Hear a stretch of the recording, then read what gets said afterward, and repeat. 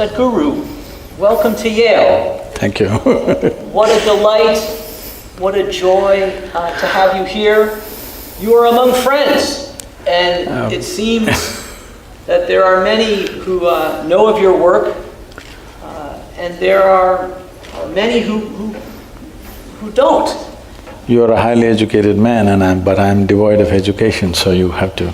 Well, you know, as… Make some allowances for me. That's lovely of you to say. I'm so well educated, I have rediscovered a joyful curiosity. And while it is true I have many degrees after my name, as I've lost my hair and become more wrinkly, I've so enjoyed the sort of spirit of joyful curiosity.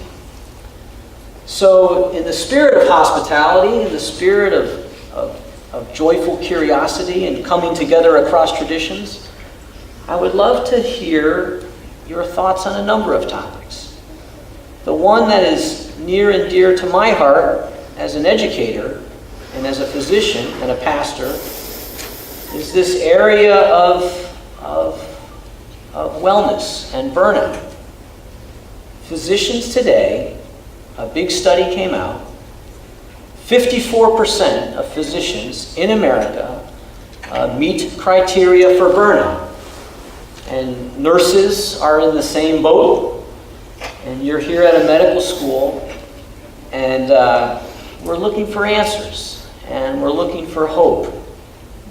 And so to those 54% of physicians who are burned out, and the nurses and PAs and nurse practitioners, all of us in healthcare, what would you say to them? If we have to bring health, either to ourselves or to others, one fundamental thing is you bring a very profound sense of wholeness into you, the various dimensions of life that we are. All of it is in sync and functioning well. It's sad to hear that physicians are in a state of burnout. How would they cause health? They could sell more medicine, but they cannot cause health if they are in a state of burnout. Now we're seeing, as modern medicine progresses, comes out with miracle after miracle, research, all kinds of things. But people are not getting healthy. More people are getting sick than ever before. A country like United States, which is the most affluent country on the planet, which essentially means you have a choice of nourishments. Every human being has a choice of nourishment. Most of the ailments that you see in other parts of the world are nourishment related in some way, because the needed nourishment is not there at the right time for a whole lot of people on this planet. But in a country where there is a choice of nourishment, I would say an excessive choice of nourishment, the nation is spending $3 trillion on healthcare. This is bigger than the budgets of major nations in the world. India's economy is around $3 trillion. You're spending that much on healthcare of 250,000 people. This shows somewhere we have missed health. Maybe we have an industry going, but we have missed health. Well, we can explain it in so many ways, but doctors being under burnout, everybody thinks their profession is the most difficult one.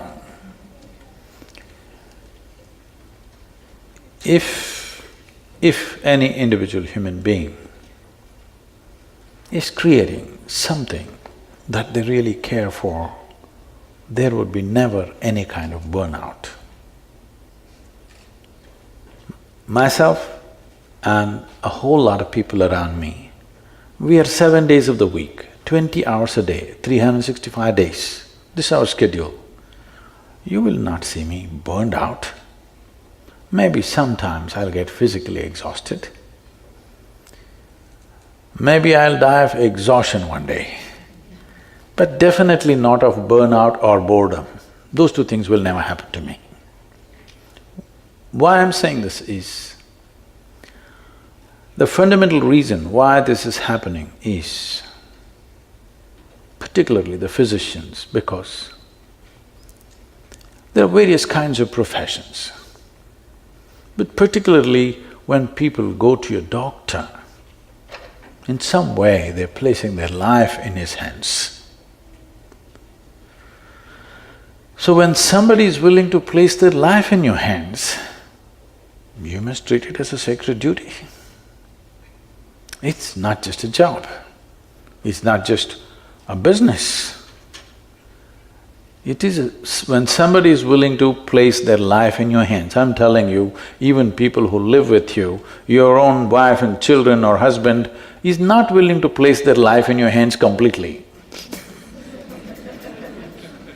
But somebody, an unknown person comes and places his life in your hands, I think it's the greatest privilege that somebody trusts you at that level, that they're willing to trust you with life. You could do right things or wrong things, knowingly or unknowingly, because nobody has figured the human body absolutely, all right? We know it to some extent. So you may do any number of wrong things, but they place their life into your hands. I think traditionally it was said like this in India.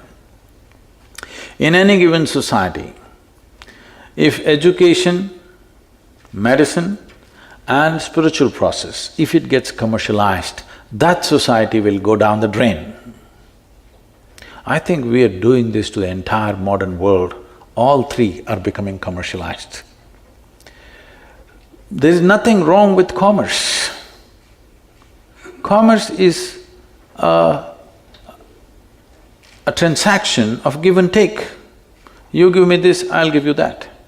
But there are some things which cannot be handled as just give and take. If you bring this aspect of transaction into spiritual process, into education and into medicine, then it turns ugly, and that ugliness will definitely burn you out one way or the other. Above all, what people are experiencing is burnout is, first of all, they're doing something that they don't care for. If they were genuinely doing something that they truly care for, there would be no burnout. The more opportunity you get to do it, the better it would be, isn't it? Everything is towards a certain end. The joy of doing what you're doing is not there in one's life.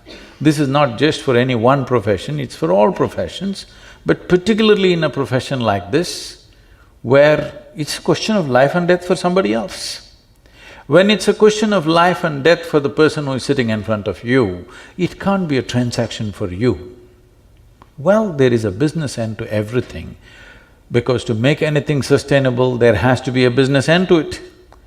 We are not against the business end of it, but within yourself, if you don't do it as a great offering to the person who is sitting in front of you, of course they will pay their fee, but within yourself, if you're not like this, definitely you will burn out doing this kind of work. Otherwise, every day, if you helped a person, if in some way you made somebody's life… their life better, by the end of the day, should you be ballooned into a joyful state or should be in a state of burnout at the end of the day? It should not be a burnout. If you genuinely experienced, you have enhanced many lives around you, this is not about service, this is not about ideas of I served this, I did this. No, there is a joy within a human being when they're able to touch another life. Why you are holding a few people dear to you as family is because you believe you can touch their life in some way, you can make a difference. That is what is most important for a human being. In every activity that we perform, whatever the nature of the activity, how profoundly we can touch someone else, this is what makes the big difference. If you make a movie, you don't want to make a movie which nobody wants to watch, would you? You want people to watch this movie and come to tears, isn't it? You don't want to build a house that nobody wants to live in. You don't want to cook something that nobody wants to eat. These things you can do only because in some way you are able to touch another life through your activity. This is most fundamental need within the human being. And as a physician, you have a phenomenal opportunity of touching lives like very few other professions can do. And this should not lead to burnout, but this is happening so because we are trying to treat it like a transaction. And the most fundamental thing that we have not understood in this process is that human experience is caused from within, not from outside. Your joy and misery, your pain and pleasure, your agony and ecstasy, even light and darkness right now is happening only within you. It never happens around you. What happens within you? If you try to fix it by fixing what is around you, you will go bonkers in no time. I am surprised why only 54%. Because if you don't understand human experience is caused from within, especially medical professionals who in some way have delved into the nature of human physiology and I believe to some extent the mind, we must know that every aspect of human experience comes from within. And today, modern medicine especially, unlike the traditional medicine, is entirely chemical fixes for everything. So you understand that both health and illness is happening because of chemistry. Joy and misery is a certain chemistry, different types of chemistry. Ecstasy and agony are different types of chemistry. Or in other words, we are a chemical soup. The question is only, are you a great soup or a lousy soup? Now if I give soup-making ingredients to all of you, do you believe all of you will come with the same kind of soup? You will come with 100 different varieties of soups. So there is something called as the skill of soup making. All of us have come with the same fundamental ingredients of life. See in how many ways we have become, and only 54% are getting burnt out. Handling life so wrong, 100% should be burnt out. So let's talk about making soup. Don't go into this area, I'm a very good cook. Okay. So we'll talk… so this soup of life, if you will.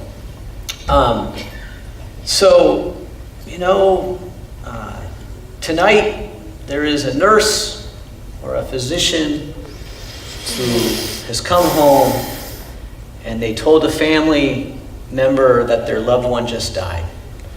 Or they treated a child who's undergoing chemotherapy.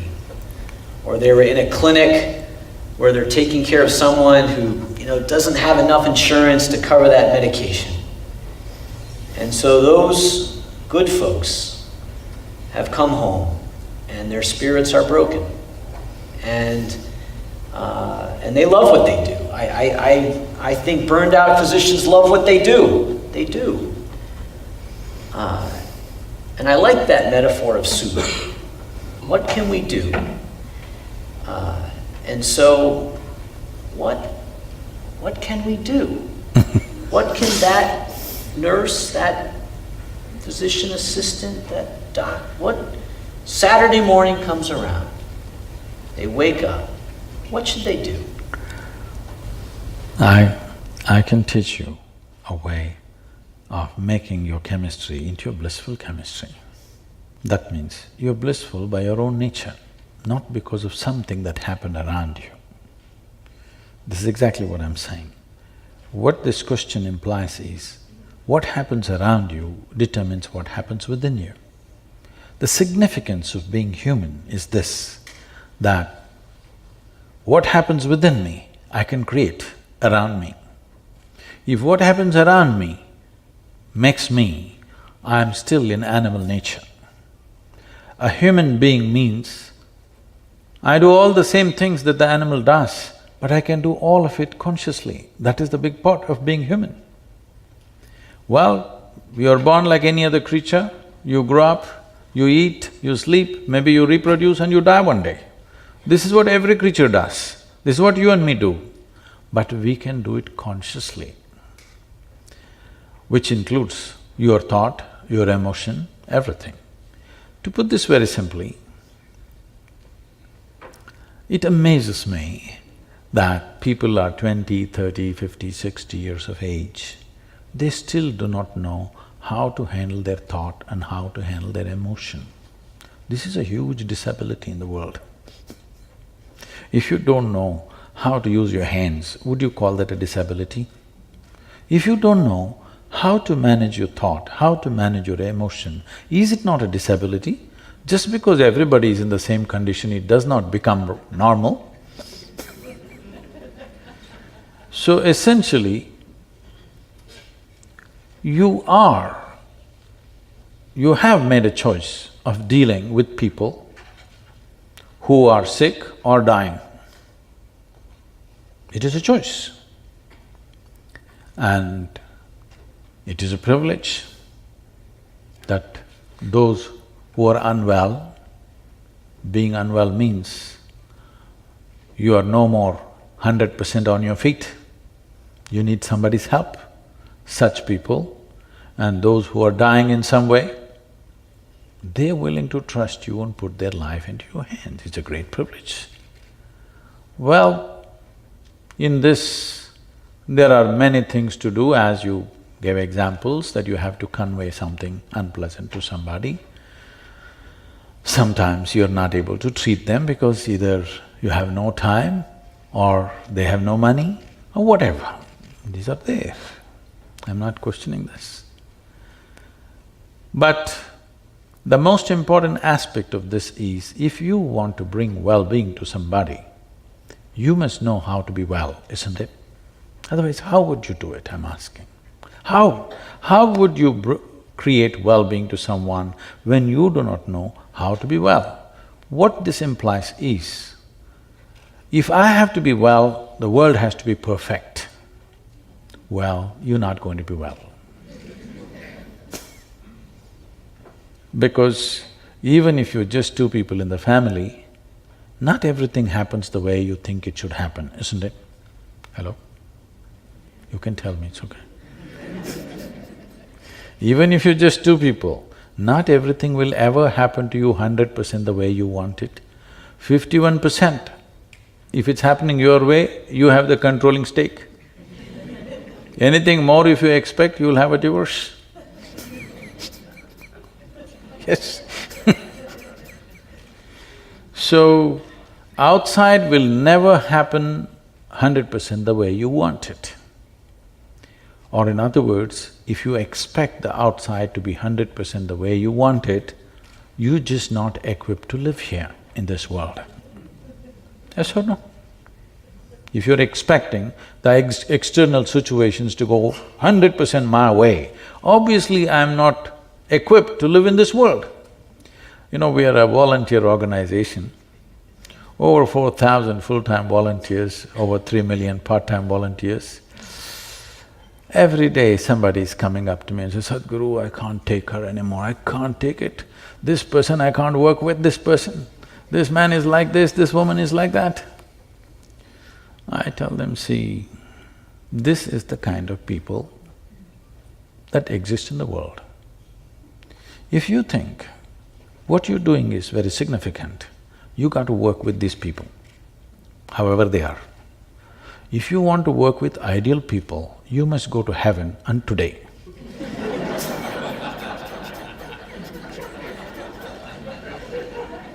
These are our realities. If you truly see, genuinely see that what I am doing is significant, it's significant enough to make difference in lives around me, now you have to do that work. The problem is not of the nature of your work. You just ask anybody, from the topmost job down to the most menial job, everybody complains about stress. So stress is not about your job. I must tell you this. A few years ago, many years ago, when I first came to United States, wherever I went, people were talking about stress management. I couldn't understand this. Because in my understanding, we manage whatever is precious to us, our family, our wealth, our business, our money. Why would anybody want to manage stress? It took me a while to understand. People have concluded that stress is a part of their life. Stress is not a part of your life. It's just your inability to manage your own thought, your own emotion, your own energies and your own body. If you knew, if your mind took instructions from you, would you live in stress or in bliss? Please tell me. What's your choice? Sure. Yes, such a simple thing is not happening because your mind is not even taking instructions from you. If your intelligence turns against you, who the hell can save you? So, this anxiety, this stress is not about the job. It is just that our education systems are such, they're telling you how to conquer the world, how to break an invisible atom, how to go beyond space. But they're not telling you a thing about this one. This is the most complex, if you want to call it a human mechanism, this is the most complex and sophisticated mechanism you have seen. Yes? Yes. As a doctor, you know. But I'm asking, even the doctors, have they read the user's manual? How to use this? No? Just by accident, something. When you live by accident, anxiety is natural. So, I was really interested in the title of your book, Inner Engineering, A Yogi's Guide to Joy. And those are some words that you don't usually see often so close together. I'm thinking about engineering And joy. and joy. And a yogi. There are some… And a yogi. And a yogi, right. Engineering, yogi, and I like that word, engineering. You need to know there are some really… some of the top engineers at the university are in the audience tonight. Yesterday was the engineers… Right there. Yesterday was the World Engineers Day. Yeah. So, what's the theme of… what would you say is the message of this? I mean, I think you're getting at that. Inner engineering, a yogi's guide to joy. What does that mean? Say, if you and me were here, let's say 100 years ago or 200 years ago, how the world was and how it is today, it is almost another world. It's not the same world, you wouldn't have recognized it. That's how much it has changed. What changed this? Our ability to engineer external situations the way we want it. We could sit outside and do this, but now we're sitting in this building because this is engineered for our comfort. Now, engineering essentially means making something just the way we want it. We made everything in the world the way we want it, but now 54% burnout. Because we did not make this one thing the way we want it. If we made this one thing the way we want it, again the same question, would you live blissfully or miserably? If you made this the way you want it, you would definitely make this blissful, highest level of pleasantness for yourself. What you want for your neighbor may be debatable, but what you want for yourself is very clear, isn't it? So, this is not happening because we have never approached inner well-being in a scientific manner. We are thinking something else from somewhere is going to fix this. If we want to be well, we looked up. In India, they call this Uparwala. That means the one above. I'm saying, is it true that you are living on a round planet? Hello? Is it a round planet that we are living on? And on top of it, it's spinning. If you look up, you're invariably looking up in the wrong direction, isn't it?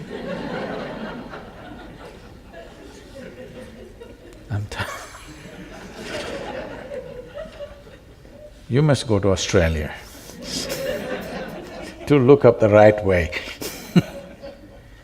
So I'm saying we are simply even incapable of knowing what is up and down in this universe. Is it somewhere marked in this cosmos, this side up? We not only do not know, we cannot know, isn't it? So we don't even know which is up, which is down.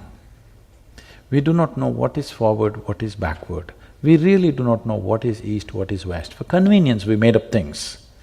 But there is one thing that you can know right now, there is a perspective, there is inward and there is outward. We have been just busy fixing the outside. You fix the outside as much as you want, all you will get is comfort and convenience. You will not get well-being. If well-being has to happen, you have to engineer your interiority the way you want it. Only when this becomes the way you want, now this will be joyful. If outside becomes the way I want, there will be comfort. You have to admit this. Never before in the history of humanity, any other generation knew the kind of comforts and convenience that you and me are enjoying right now, yes or no? Huh? We are the most comfortable generation ever, but we are whining like crazy. Let's talk about the inner life and the outer life. One thing that strikes me as so powerful about your mission in the world is that you seem to successfully broker both of those worlds. Oh, you must take off the word broker. I guess, how do I say, you successfully pursue both of those worlds, if you will. The Isha Foundation educates the young and plants trees. And then you also teach people about inner engineering. And I think that could be a challenge for we in the West. We in the West perhaps love the outer world and maybe at the expense of the inner world. But I'd love to hear your perspective on that. See, all these massive projects of health, education and ecology that we are doing in southern India have mainly happened only because of an inner experience. There are millions of people who had a powerful inner experience. It's out of that we are able to generate this action. Because these massive projects are all completely done by a volunteer force. Volunteers means nobody's trained for the job.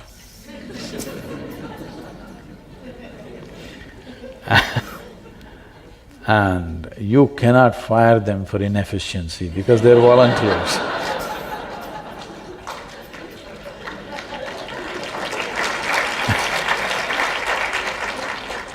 At the same time, even if they're holding a key position at any time, without notice they can just vanish. You manage an organization like this, you will go crazy in no time. That's my job. So, having described my job, which is a sure route to madness, if I was not as well established I am within myself, it would have driven me bonkers. Because I've managed businesses before.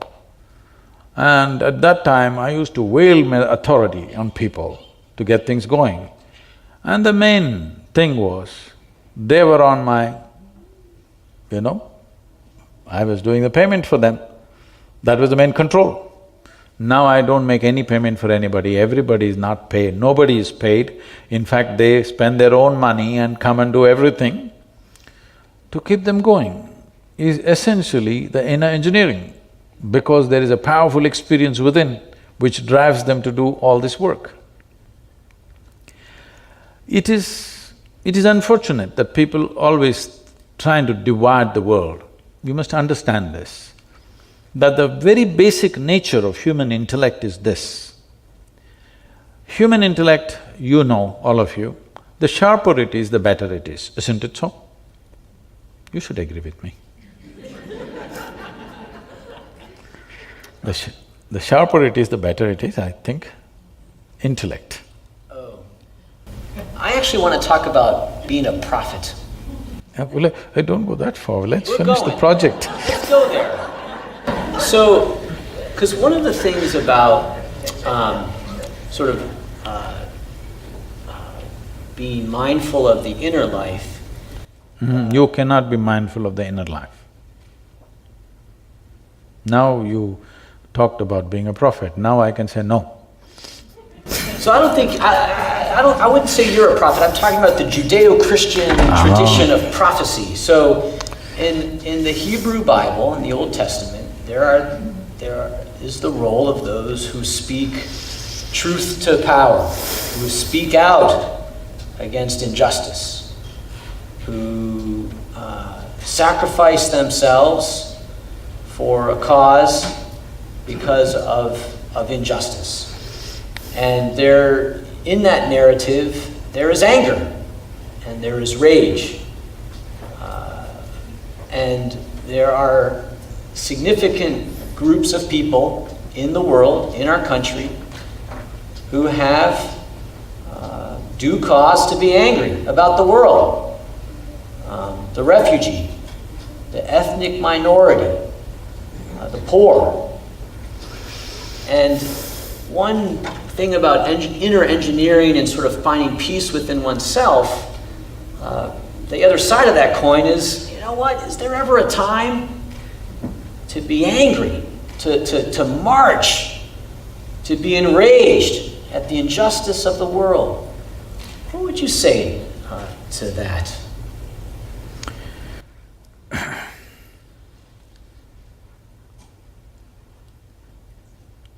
You know, Che, I know this is not a popular name in America. Che Guevara said, if you're in rage, you're one of us. I said, if you're out of rage, you're one of us. If you're really out of rage, you're definitely one of us, because you think there is a reason for your anger, which is a wrong perception. If you look at it, people get terribly angry with their loved ones.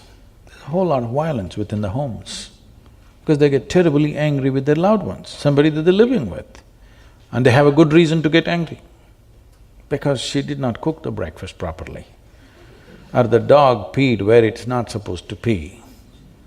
Or I've seen people yelling and screaming and breaking their clubs on a golf course where they're just having a good time. So I'm saying everybody has a reason to be angry. Anger means just this. When you're angry, as a doctor, you know today that when you're angry, literally you're generating poison in the system, literally. If you are poisoning yourself internally, and when you're angry, you know you do the most idiotic things in your life. When you turn back and see, you can't believe you did it. But most idiotic things happen when you're angry. So I'm asking, is anger an intelligent expression of human life or an idiotic expression of human life? Hello? Idiotic. So that's all you need to know. The next time you're angry, you just know you're stupid because you're turning against yourself.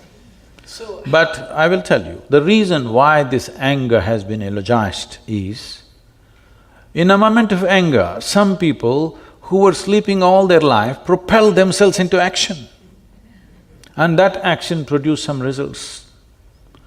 Yes, that can happen. It may so happen, that if I throw a stone at you, instead of hitting you, it hit the apple in the tree and the apple fell into your hands. But that's by accident.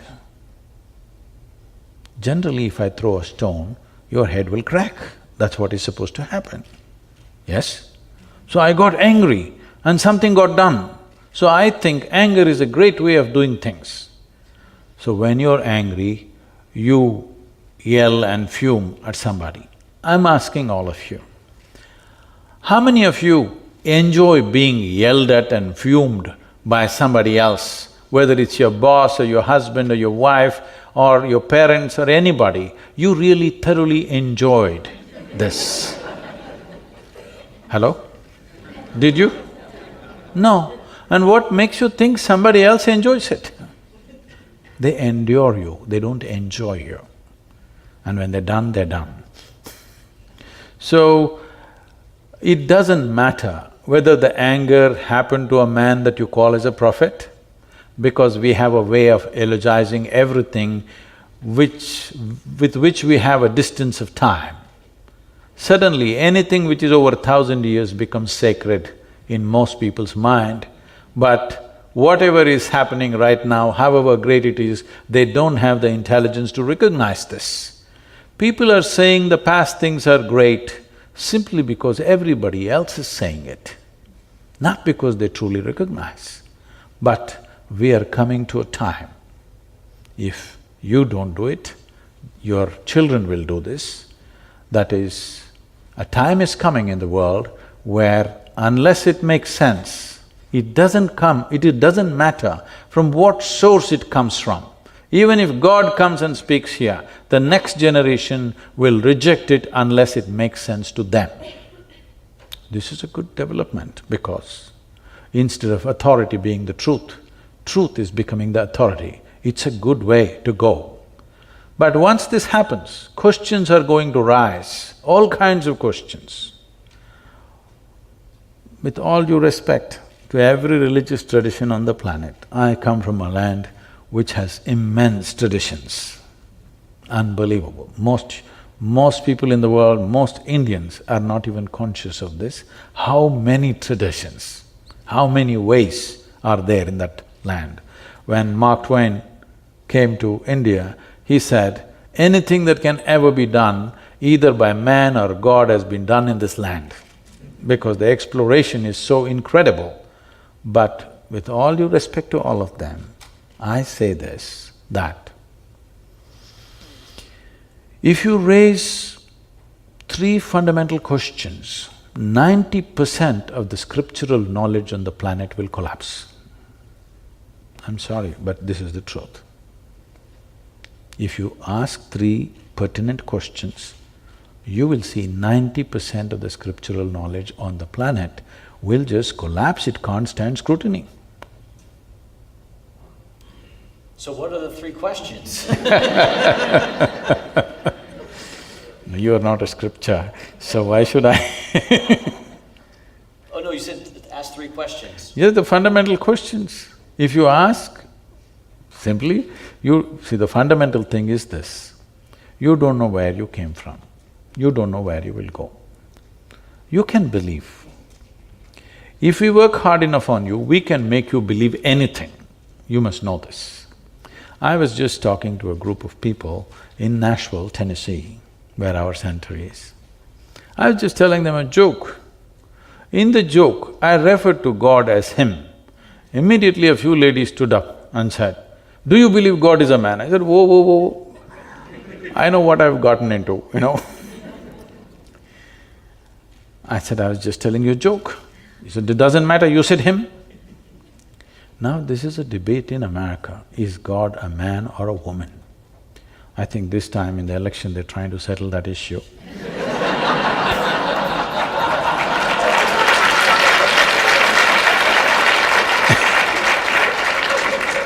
But where we come from, we have no such issue. We have a man god, we have a woman god, we have a cow god, we have an elephant god, we have a snake god, we have a bird god, we have a dog god, we have every kind. Crawling ones, creeping ones, flying ones, all kinds. Because we are a very wise culture. We foresaw all the future problems that may arise. And there is also a debate which in the last election they tried to settle, but it did not settle, I think. People are debating in southern churches, is God black or white? It's a big serious debate happening. People really debating about this, is God white or black? Well, you know, Idi Amin, the Uganda man, Idi Amin declared God is black. I agree with him. That if a white man can have a white god, why can't a black man have a black god? But you know, these people do not know, because in these parts of the world, only messiahs, prophets, sons, others came. They don't know. In India, we know God is brown. Yes. Because God himself visited India 9 times. Are you aware of this? You didn't know? God visited India 9 times, himself. Indians are very proud of this because God visited us himself 9 times and he sent his son and messenger and others to other places. I keep reminding them, that's because God wanted to do the job hands-on with Indians. He couldn't trust anybody else with Indians. He came 9 times and he failed.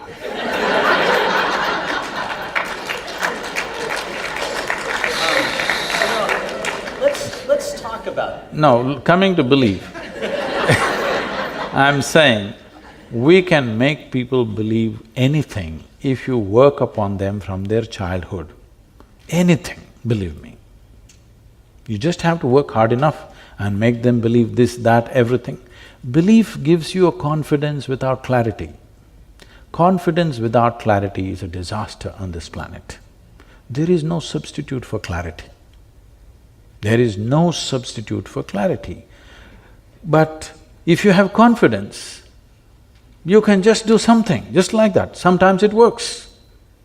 Even if you're not clear, you can simply do something and it'll work. Can I tell you a joke? Please. This happened in New York City. Late afternoon, an 8-year-old boy came back from school. He had a very progressive mother. Obviously, she was single. I'm saying nobody catch up with her. He came home and he asked, "Mama, is God man or woman?" She thought about all the gender issues and the coming election and everything. And then she thought about it for a while and she said, "Both." The boy went into deep thought. After a little while, the boy came back and asked, "Mama, is God black or white?" Again she thought about all the racial issues in the country, and after considering this at length, she said, "Both." The boy went into very deep thought. Then after some time he came back and asked, "Mama, is God straight or gay?" She again thought about it and then she said, "Both." The boy jumped in joy, I got it, it's Michael Jackson."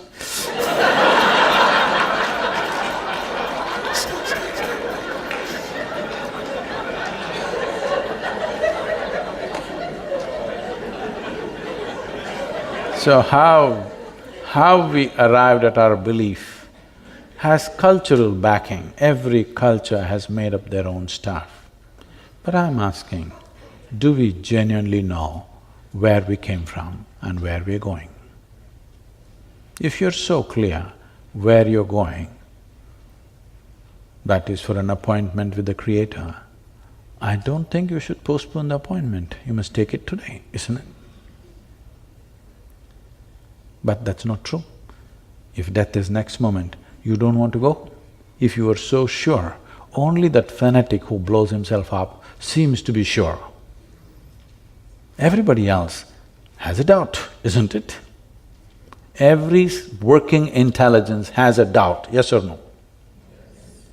If you have frozen your intelligence with overriding belief systems, then you're going. Every other working intelligence, if death is next moment, there is hesitation or no? For sure, isn't it? Because you really don't know where you're going. You can believe what you want, but you really do not know. Belief is of social significance, to some extent of psychological significance, but existentially it means nothing. Can I ask your thoughts on this? In many ways, we are the inheritors of our traditions.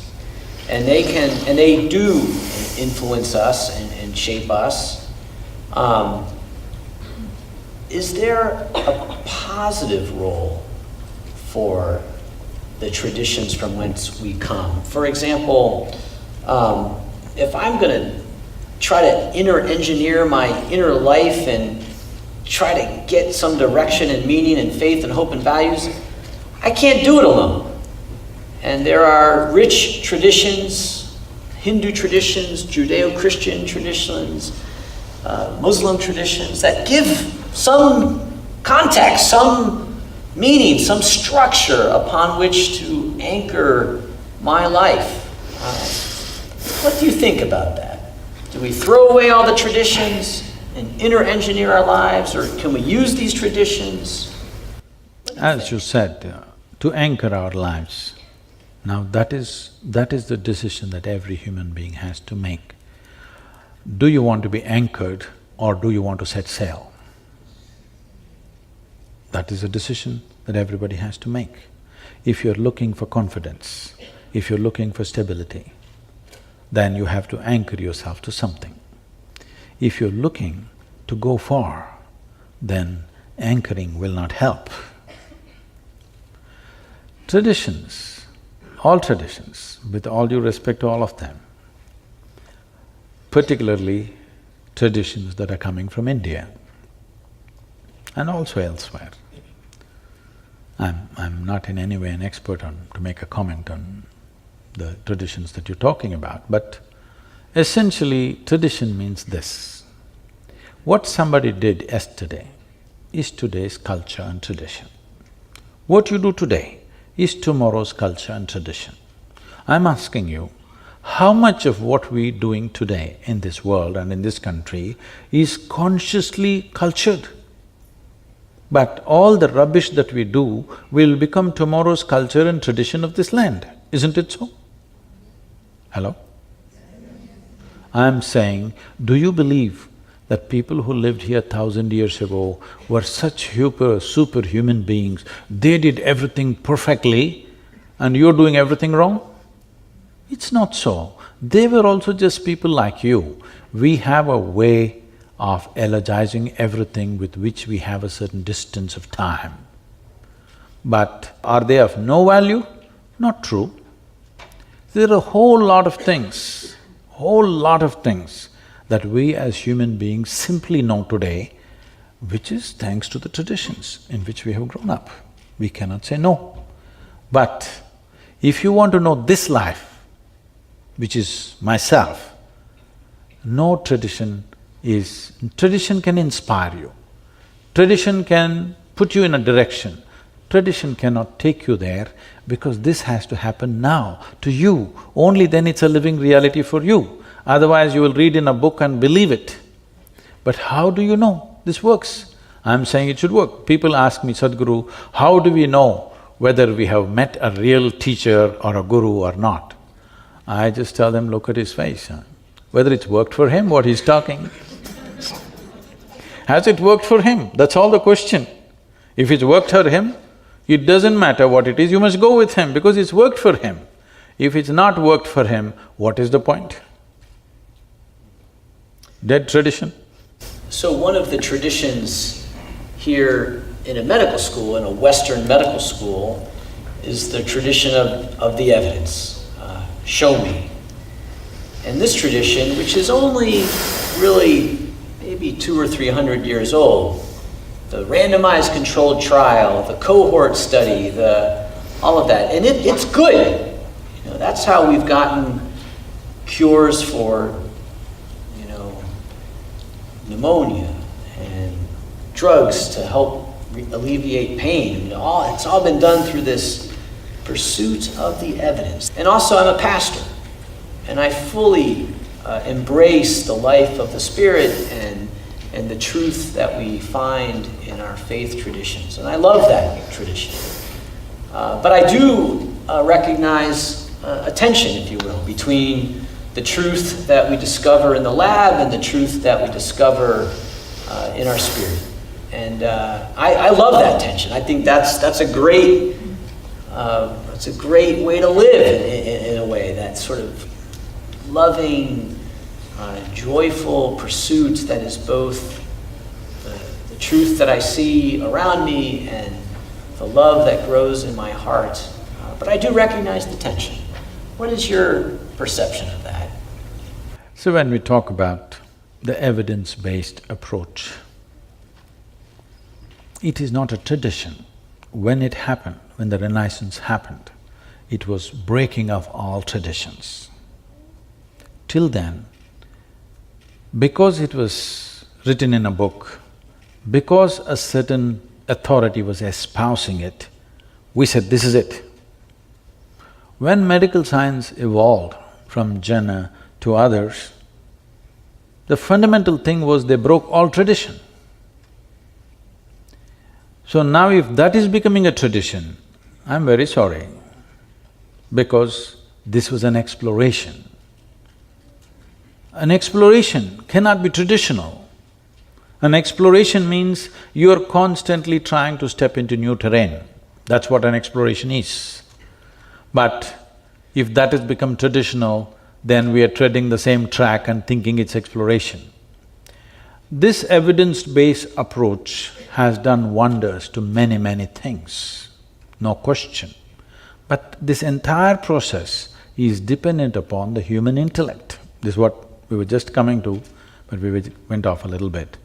Human intellect, by nature, I was just asking you, would you like it sharp or blunt? Hello? You want it sharp. If you have a sharp instrument, let's say you have a knife in your hand, what could you do with this flower? With a knife. You could cut it finely if you want, but you can cut it into pieces. That's exactly what the intellect does. Whatever you give it, it will cut it open and try to see. The way of evidence-based science is dissection, fundamentally. Well, even in the medical school, I'm sure, we're the pathology labs, we are opening up, fortunately the dead. But if you really want to know somebody, someone whom you love very much, if you really want to know them, I think you should dissect them to know them. Would it work like that? No, obviously. So, there is one dimension of life which is physical in nature, where dissection will work. But what is physical about you, the body that you carry, is an accumulation that you gathered over a period of time. It's just the food that you've eaten. It is actually a piece of the planet. Most people don't get this when they're walking, but the countless number of people who walked on this planet before you and me, they are all topsoil today. You and me also will be topsoil, unless your friends choose to bury you real deep, fearing that you may rise from the dead. This is just the soil, isn't it? Hello?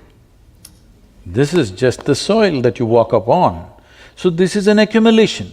What you gather, what you accumulate, you can claim it is mine. You cannot say it's me, isn't it? Right now as I'm speaking, I say, this is my glass. You will think, oh, Sadhguru seems to have a problem. But let's listen, everybody says he's wise. After some time, I'll say, this is me. Then you will say, let's go. Because if I claim this is me, you know, it qualifies for madness, isn't it? Whatever you acquire, you can say, this is mine. But if you say, this is me, this is madness, yes or no? Are there any psychiatrists? Does this qualify? It does. So, every day you're doing this, food appeared on your plate, you said, this is my food, you ate it and then you say, it's me. This is madness. But you have enormous company. And we believe in democracy. Whatever the majority says must be right. So, it is going on. But the moment you believe something that is not you as yourself, you kind of lost it. You derailed from life. So turning inward does not mean dissection. Turning inward does not mean contemplation, because the content of your body and the content of your mind is an accumulated substance, isn't it? You gathered it from outside. What you gather from outside can be yours, but can never ever be you. So we're talking about inner engineering, not as twisting and turning the body, not about taking on new attitudes of love or generosity, compassion, whatever great values and emotions that a human being can have. I see all that as a consequence of a certain way of being, rather than looking at it as a means to get somewhere. Everywhere people are talking about whatever… See, if you deprive somebody of something for a period of time, simple qualities will raise to heaven. Today, anywhere you go, people are talking peace of mind is the ultimate goal of human life. Why? Because they've freaked out in their minds. Why would peace be the highest goal? Because you're talking about Judeo-Christian thing, the origin of where it came from. I happen to be in Tel Aviv. I was to get there that morning and speak at 6:30 in the evening. I was flying in from Atlanta. Because of some delays in the flights, I landed there at 6 in the evening. So I'm quickly changing in the airport, because in these 35 years I have not been late to a single appointment. I don't want to break that, so I'm rushing.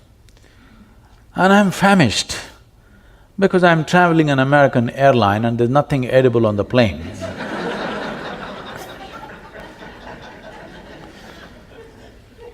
I'm super hungry and I rush to the venue. And to my joy, I find the talk is in a fine restaurant. Life can't get better. So as I went in, people are greeting me and one man comes up and says, "Shalom." I ask him, "What does it mean?" He says, "This is the highest way of greeting." I said, "Well, that's your opinion, but what does it mean?" He said, "No, this is the highest way of greeting." I said, "That's all right, but what does the word mean?" He said, "It means peace." I said, "Why would peace be the highest way of greeting unless you're born in Middle East?" In South India, you come up to me in the morning and say, "Peace." I'll say, "What's wrong with you?" I'd like to get back to the practice of medicine just for a question, really. I tell my gang, whom I adore, my residents, my students are close to my heart, I adore them. All gangs are like that. And I say,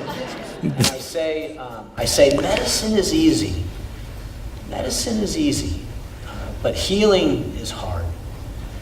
Because in medicine, we have our potions, and if we don't know an answer, we do a test, and if we don't know what the test means, we consult somebody, and so medicine, in some ways we can distill it down, can make it easy, but healing is really where the art of medicine lies.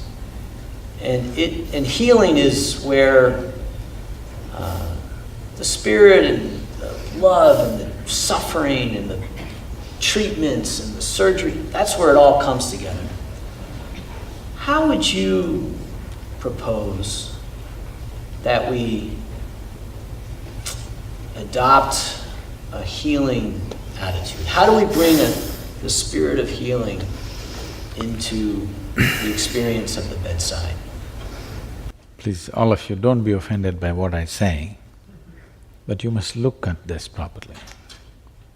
If I don't, but if at any time, if it becomes necessary, I must go to a hospital, I just want efficient treatment. I don't want love. Because I'm not deprived like that. Now, unfortunately, we are creating a population where everywhere people are talking about love. We are deprived like this because early age deprivation of love will tell right through your life. it is very important, we need to understand that there is something more to this life than the acquired body. We have a body which we acquired, there's something more.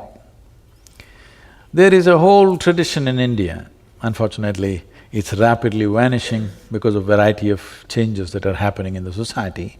Otherwise, how a mother should deal with the child till the child is 4.5 years of age. In the vernacular languages, it says that she should wrap herself around the child in every possible way. Not because the food that you give the child, the milk that you give the child is not the only nourishment. The child needs to be wrapped with motherhood. Then only this child will grow as a full-fledged child, otherwise it will grow as a deprived child. But modern societies, we are going to a place which is almost impossible to deliver this. It's simply not possible in the way we have structured our families, it's simply not possible to do that. So, having said that, when people come to a hospital, they should just look forward to efficient treatment. Now we are looking for love. We should have found it somewhere else. At least we should have bought a dog if you couldn't find anybody. Dog is… if you get yourself a dog, 12 years guaranteed love affair. Guaranteed. Doesn't matter how badly behaved you are, still it's guaranteed. It'll not work with any human being. There's a whole lot of management to do with human beings. If you get a dog, however badly behaved you are a drunk, you behave badly, you beat him, do what you do, but the dog still loves you, guaranteed love affair.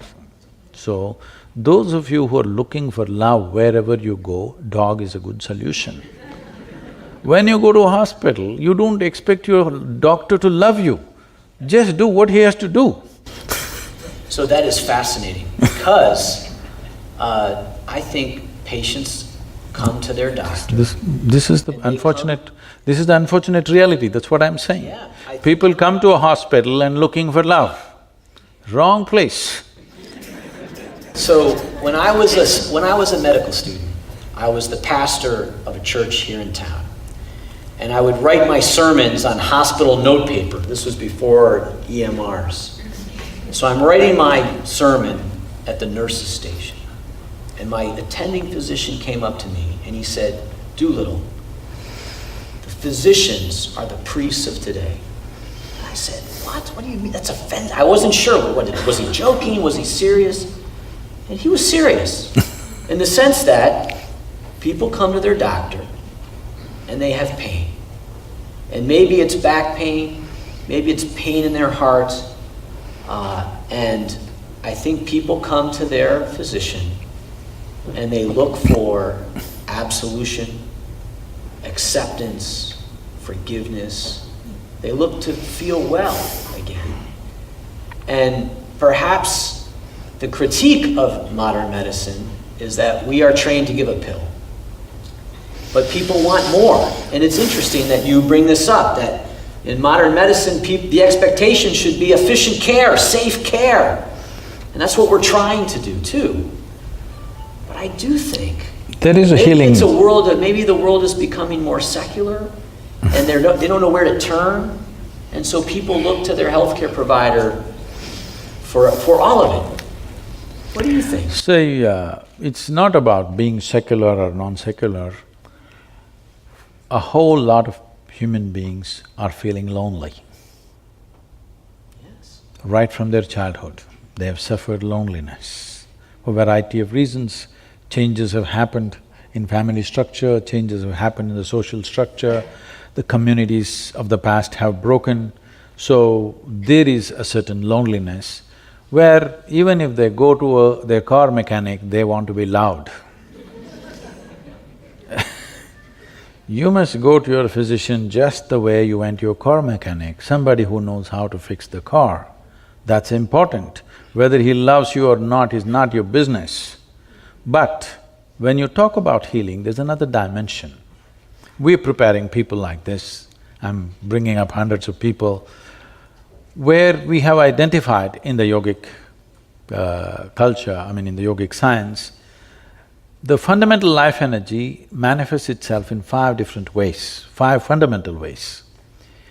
These 5, out of these 5, this is called as pranavayu, samanavayu, apana, udana and vyana. In this, there is one dimension called samanavayu, which is very healing.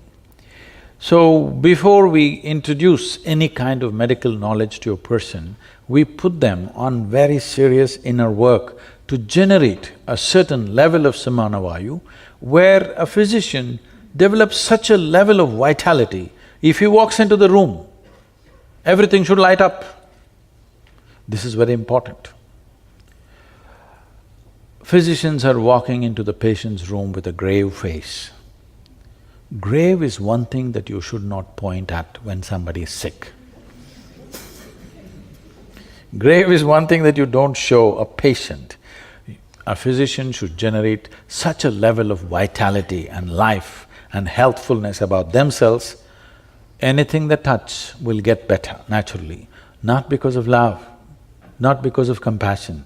People, yesterday I was being interviewed by a young lady and she said, Sadhguru, we must… everything should happen out of compassion.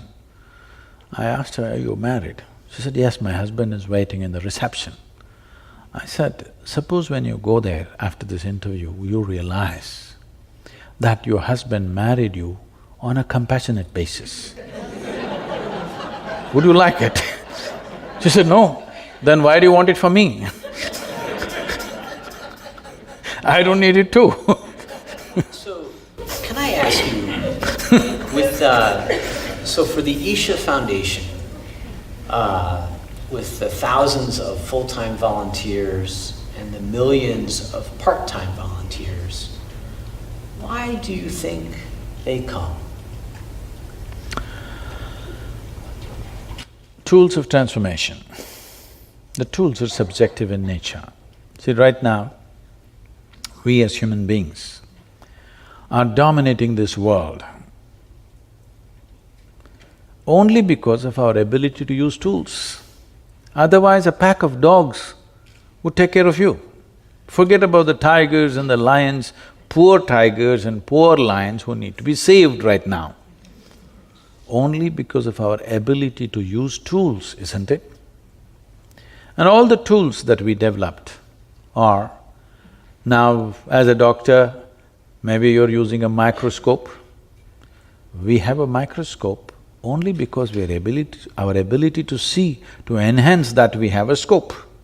We have a telescope only to enhance our vision in some other way. We have a telephone because we can hear. We have a microphone because we can speak. We have a bicycle because we can walk. If we were made like trees, would we have invented a bicycle? I'm asking. Every tool that we created is only to enhance the already existing faculties to a higher level, isn't it? Everything. Everything that we invented is just this, all the tools. The tools are very important. When I refer to the spiritual dimension as tools, some of our people will feel offended around me and say, Sadhguru, don't say it, it is more than our life, don't use the word tool. Then I tell them, you come to the yoga center, 3 days I will give you plumbing job. No spanner, no winch, no nothing. You do it with your hands, you can use your teeth. You will see all your 10 nails will be gone, then a few teeth will be gone after 3 days, then you come to me, I will give you a spanner. Will you worship the spanner or no? I'm asking you, will you worship the spanner or no? It is the tools. Similarly, to turn inward, to extend dimensions which every one of you have known peace in your life at some moment. Hello? You must tell me yes or no. Yes. You have known joy in your life? You have known bliss in your life? You have known ecstasy in your life? Love in your life? You are capable of all these things. Only thing is, it's not sustainable. One moment there, one moment here, one moment there, one moment here. This is the only problem, isn't it? Suppose I gave you a tool subjective tool with which you can remain blissful every moment of your life. Is it of great value to you, I'm asking? So, these millions of people, they have tasted the tools of transformation. One thing I have done to them is I have confused the hell out of them. So what is that tool of transformation? How would you describe This is the first tool. First thing is you must get confused. Yes, because you're talking about anchoring, that's why I'm saying this. Confusion means you realize that you do not know, isn't it? I'm asking, with all this exploration of science, do we know even one single atom in its entirety? Hello? Do we? No. Then what's our problem in saying we don't know? I do not know is an immense possibility. Now you're trying to destroy I do not know with all kinds of beliefs. Why don't you say I do not know? If you truly realize I do not know, your intelligence will be in an active and super alert state every moment of your life. The moment you believe, it sleeps. It lets you sleep. But people are not willing to go through this. They want something. Tell them something, they want to believe and say, I'm fine, I want to sleep tonight. No, I do not know. If you see I do not know, the longing to know, the wanting to know, the seeking to know will happen to you. Everything that you do not know, you just believe because somebody said so, even if it is true. Right now I'm going to tell you what is the truth, but it's not in your experience. So what is the options that you have? You can believe me or you can disbelieve me, isn't it? If you believe me, you will not get any closer to truth. If you disbelieve me, you will not get any closer to truth. It is just that if you believe me, you will have a positive story to tell. If you disbelieve me, you will have a negative story to tell, but you will not move an inch existentially. Psychologically, it will give you comfort. So this is something you must decide. Are you looking for solace or are you looking for a solution? If you're looking for solution, then you need tools to turn inward. If you're looking for solace, believe something. So if the first step is, I don't know, what do you do then? What happens after that? So this happened to me when I was just 4.5 years of age. Suddenly one day I realized I don't know a thing. I was only about 4.5 years of age.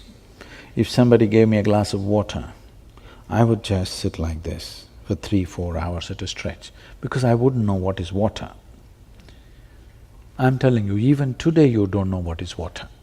It is the only substance which is in all the 3 states on the planet.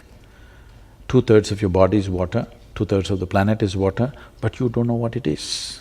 We know how to use it, but we don't know what it is. Isn't it so? We know how to use this water in so many ways, but we do not know what it really is, because we do not know what really anything is for that matter. So if I found a leaf, I would simply sit like this for 6-7 hours. If I sat up in the bed, entire night I would be staring at the darkness.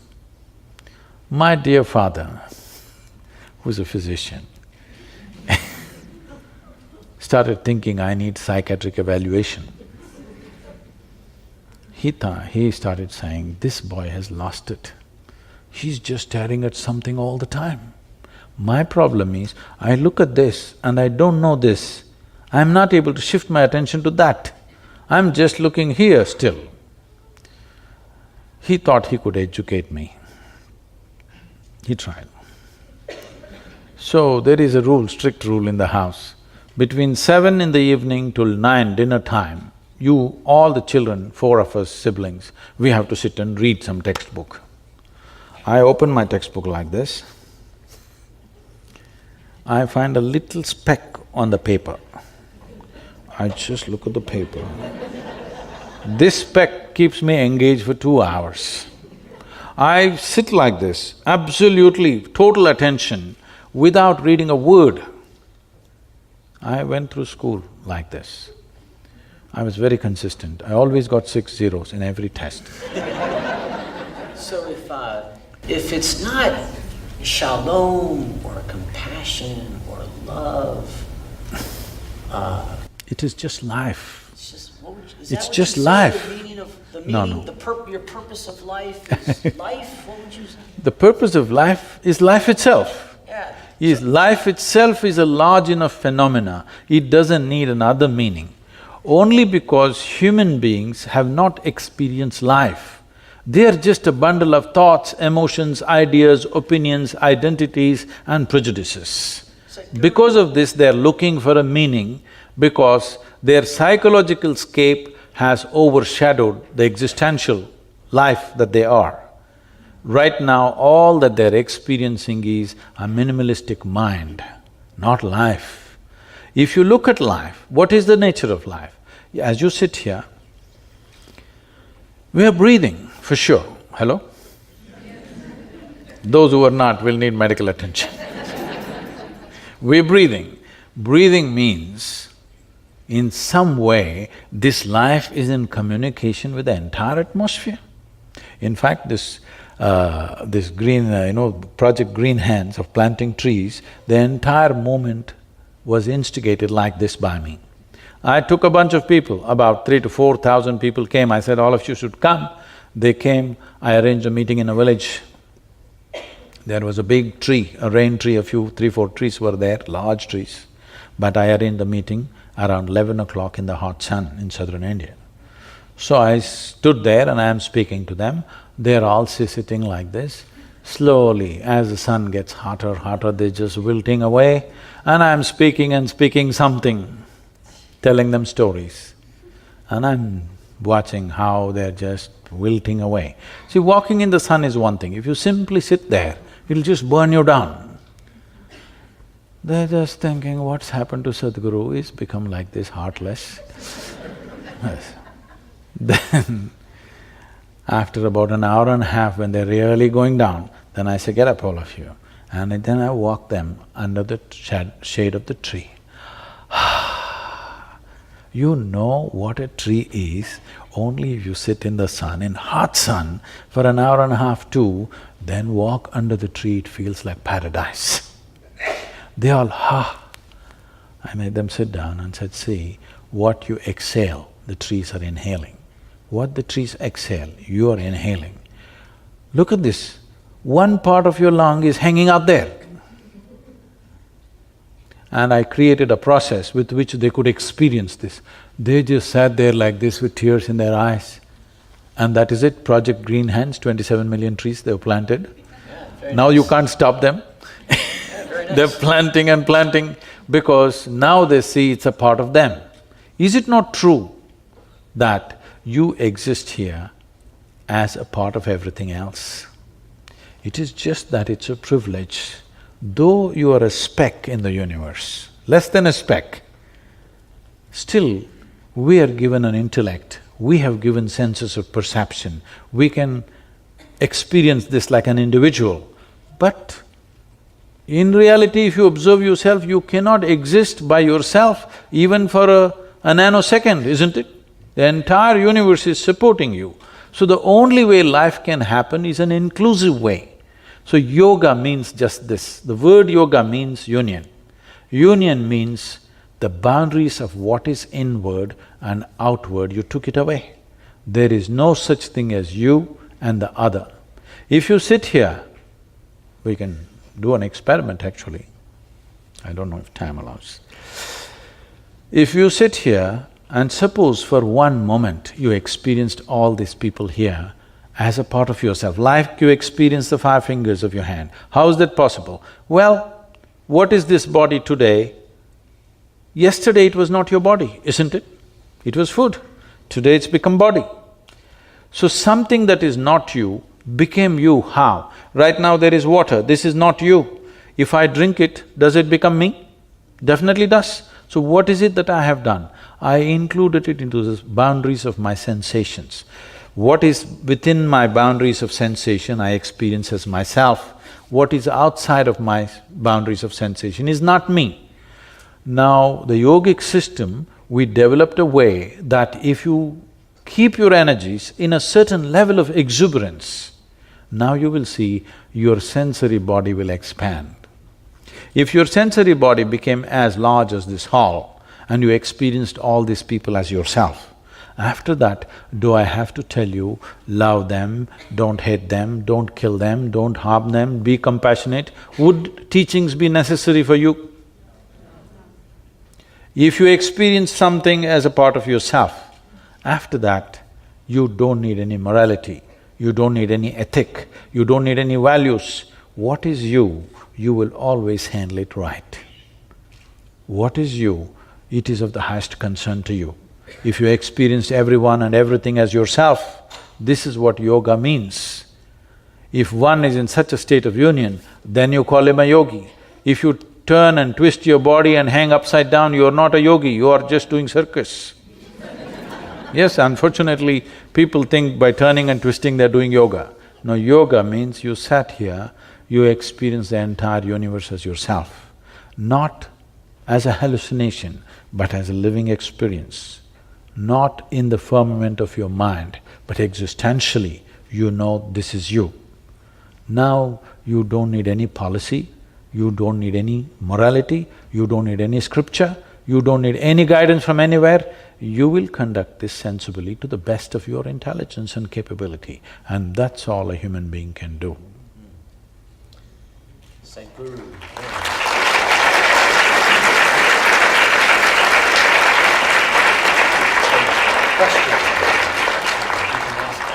So, we have a few minutes for questions. Does anybody have… Go ahead. My question is touching back to the point which you brought up about the belief. Can you tell a little bit more about what's the difference between belief and faith? You're trying to gather more information. As much as I can in 1 hour. That is the biggest problem. You can gather as much as you want. You could go… if you gather a lot, you will become fat. But you will not feel enhanced. The only thing that every life is seeking is to enhance itself to its fullest possible level. Whether you take a worm or an insect or a bird or a tree, all of them want to become full-fledged life. Only problem is, we know what is a full-fledged worm, we know what is a full-fledged insect, we know what is a full-fledged tree, but we don't know what is a full-fledged human being. Now you think by acquiring more and more, I don't know what information you gathered, but by acquiring more and more, you will not become more.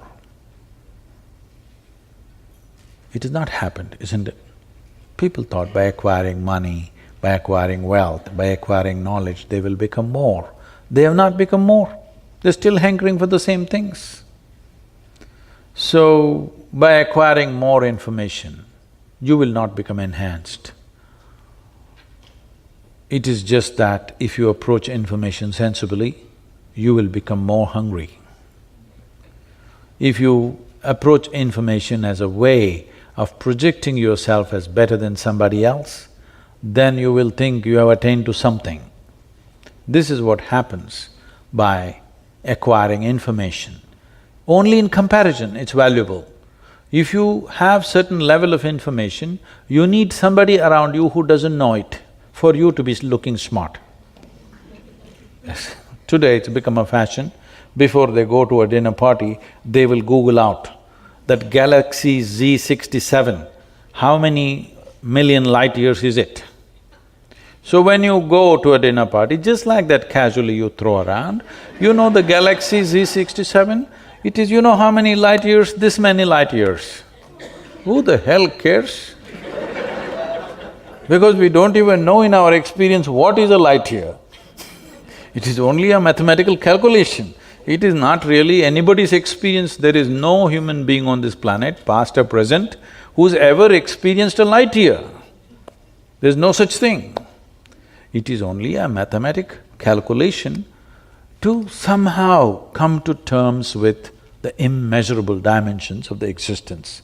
We try to somehow quantify it so that it comes into our understanding, but nothing comes into our understanding. As science explores more and more, it is only getting more confounded. The only reason why science is surviving is because it's throwing out useful technologies on the side. If that was not there, science is far more confused in 100 years of exploration than it ever was before. But that's a good sign. If they had made stupid conclusions, there would be one more religion. Science is confounded today. The top physicists in the world are saying, we not only do not know, we know we will never know.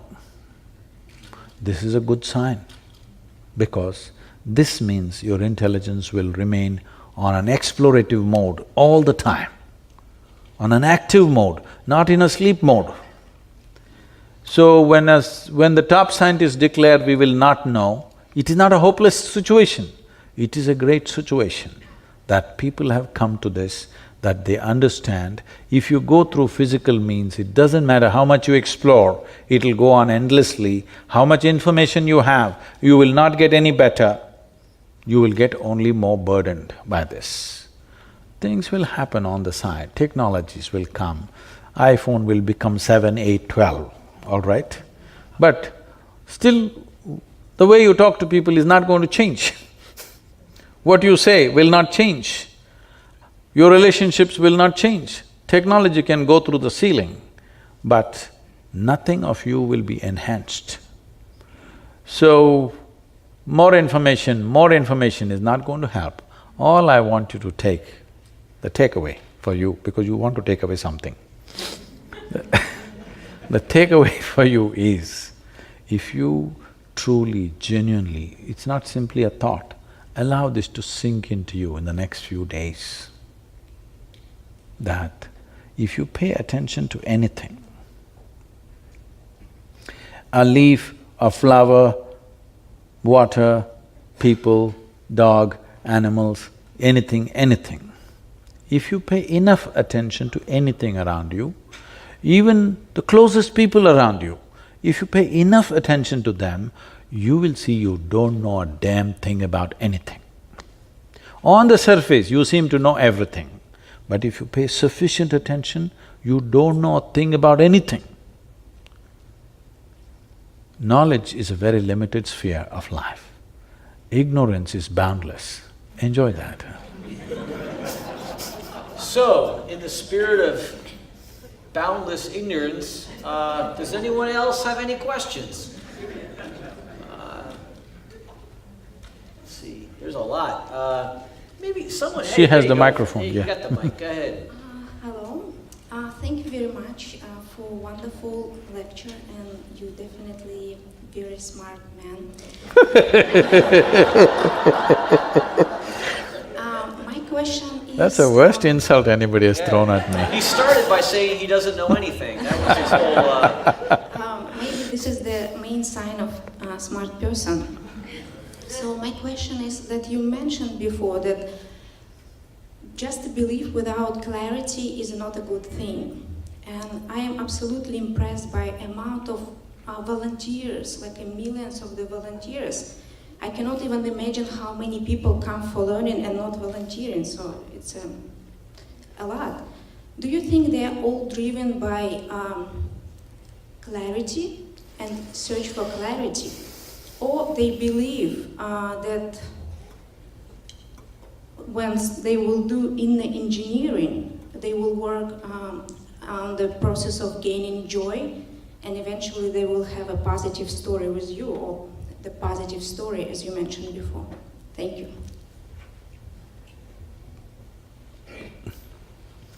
See, if for any human being to do something, either it should have worked for them or it should have worked for somebody around them. If you want to buy a car, either you will test drive it and see whether it works for you, or you'll ask the opinion of your friend who is driving that particular car, is this been good for you? Yes or no? So I must tell you, As a rule, for the first 21 years of my existence as a teacher, as a rule, I never appeared in the media, never once. To a point where media started writing about me, he's running some kind of a secret school. Because I refused to meet the media, no advertisement, no any kind of posters, not even a brochure, only by word of mouth, millions of people came.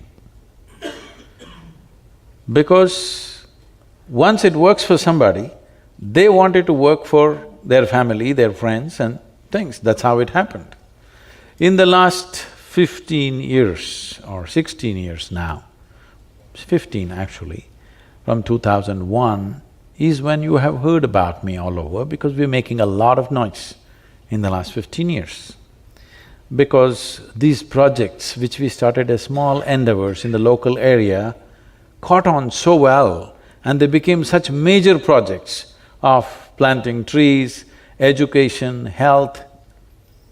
We are active in 53,000 villages. So it needs enormous support, otherwise this can't be done.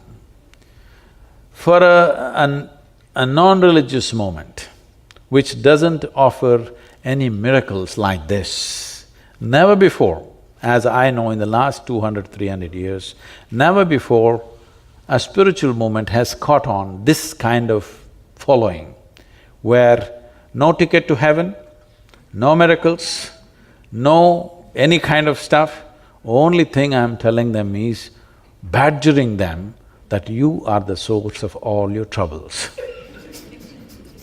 Nobody else but you. But millions are gathering, which is very fantastic, because I must tell you this. About 30 years ago, when I conducted programs, over 85% of the people came because of health reasons, physical, mental ailments. Today, on an average, only about 12% of the people are coming for health reasons. The rest are coming because they're seeking. They want to know, they want to experience, they want their lives to be touched in a deeper way than the way it is touched right now. This is a phenomenal change that you're seeing in the world. It's never before, I think. Only 12% are coming for health reasons, but at one time over 80% were coming for health reasons, which is a big shift. Any other question? Maybe someone from up above there. You right there in the front, can you shout your question out? I was wondering if physical ailments have you witnessed physical ailments be cured by, or at least helped by yoga? Did anyone hear the question? Are physical ailments, have you experienced physical ailments being helped by yoga? We must understand, there are two kinds of ailments. In the yogic system, we look at health issues as two ways. One is caused by external organisms, which I think modern medicine has handled in a phenomenal way. In fact, the birth of modern medicine happened mainly because of the epidemics and pandemics which were happening at the time, where it would wipe out populations. It is that which inspired people to experiment and do the things that they did. And when they found solutions, that is when suddenly the trust of the population shifted from one to another simply because they could eliminate epidemics. And these were caused by external organisms. But 70% of human ailments are on self-help. That is, they cause it to themselves in so many ways. For whatever reasons, knowingly, unknowingly, they do it to themselves. This 70% of ailments that people cause to themselves can be undone from within. But if you have an infection, you must go to the doctor. If you have pneumonia, you must immediately go to the doctor. Don't try to do yoga. Now, are there instances? We have thousands and thousands of people, I would say hundreds and thousands of people, who walked out of their ailments without ever being treated for them. We don't treat people for yoga. I must tell you this because we're in a medical institution. A bunch of doctors from United States came to our yoga center. We have a yogic hospital. So about 12 of them, largely from this Michigan area, and they came and stayed for 3 days, and on the 4th day, they were very upset and they wanted to leave. I was very busy, I couldn't meet them, and somebody came and told me, Sadhguru, all these doctors are very upset, they want to go. I said, what happened? They're just very upset that there is no yogic hospital here. You told them there is yogic hospital, they think there is no yogic hospital. Then I said, okay, let me see them. Then I saw them. They were really upset, they were angry, they felt cheated that there is no yogic hospital here. Where are the patients? Where are the uniformed nurses and doctors walking up and down?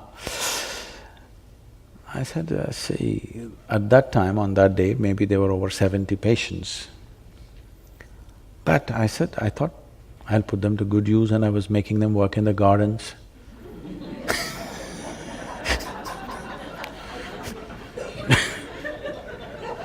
Nobody should ever understand sickness is a reward. They must want to get out of it as quickly as possible.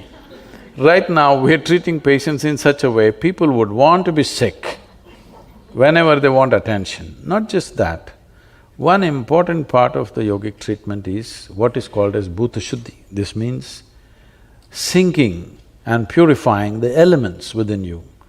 Water, earth, water, air, fire and space. These 5 dimensions you can work on. This is the fundamentals of yoga.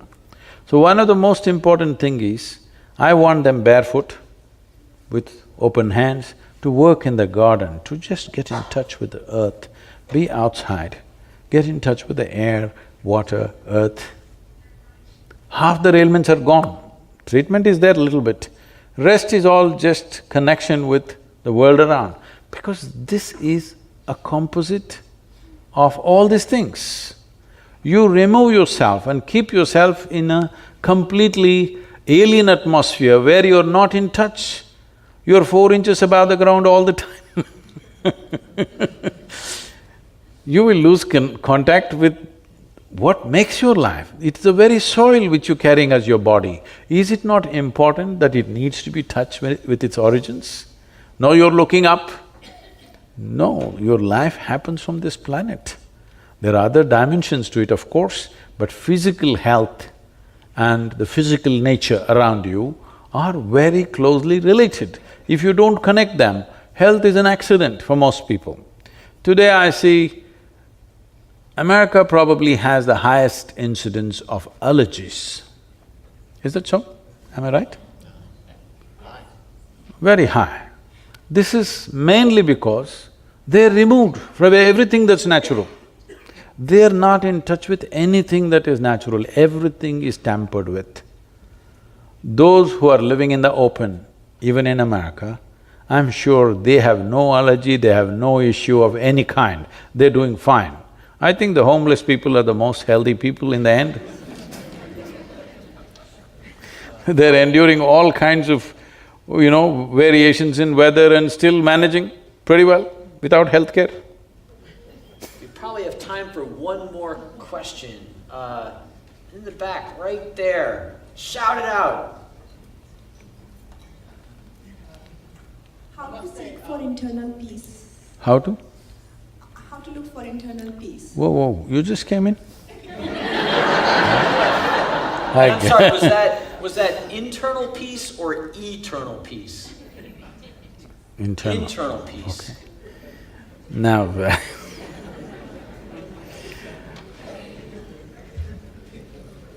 we've gone through this anyway.